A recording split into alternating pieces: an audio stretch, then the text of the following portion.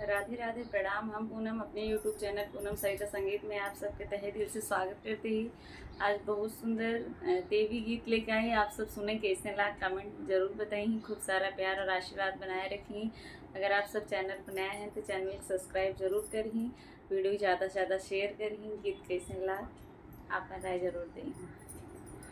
चमके मंदिरवा तोहार हो जगदम्बे भवानी, चमके मंदिरवा तोहार हो जगदम्बे भवानी।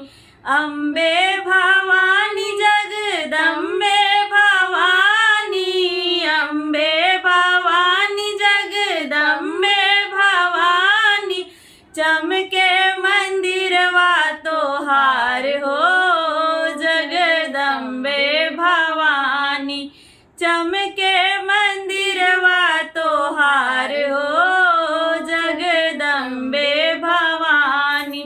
लाल मंदिरवा के लाल केवड़िया, लाल मंदिरवा के लाल केवड़िया, लाल ध्वजा फहराई हो जगदम्बे भवानी, लाल ध्वजा फहराई हो जगदम्बे भवानी। चमके मंदिरवा तोहार हो जगदम्बे भवानी, चमके मंदिरवा तोहार हो जगदम्बे भवानी।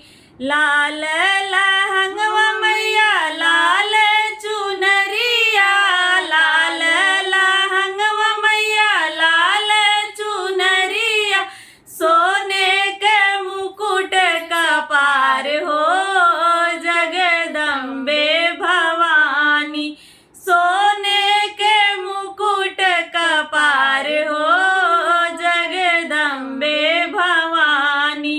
चमके मंदिरवा तोहार हो जगदम्बे भवानी, चमके मंदिरवा तोहार हो जगदम्बे भवानी। बड़ा निक लागे मैया शेर सवरिया, बड़ा निक लागे मैया शेरवा सवरिया, हथवा में सजे तलवार हो जगदम्बे भवानी, हथवा में सजे तलवार हो जगदम्बे भवानी। चमके मंदिरवा तोहार हो जगदम्बे भवानी, चमके हो चढ़ावे मैया पान सो पड़िया, के हो चढ़ावे मैया पान सो पड़िया, के हो पैरावई गले हार हो जगदम्बे भवानी, के हो पैरावई गले हार हो जगदम्बे भवानी। चमके मंदिरवा तोहार हो जगदम्बे भवानी, चमके मंदिरवा तोहार हो जगदम्बे भवानी। भक्त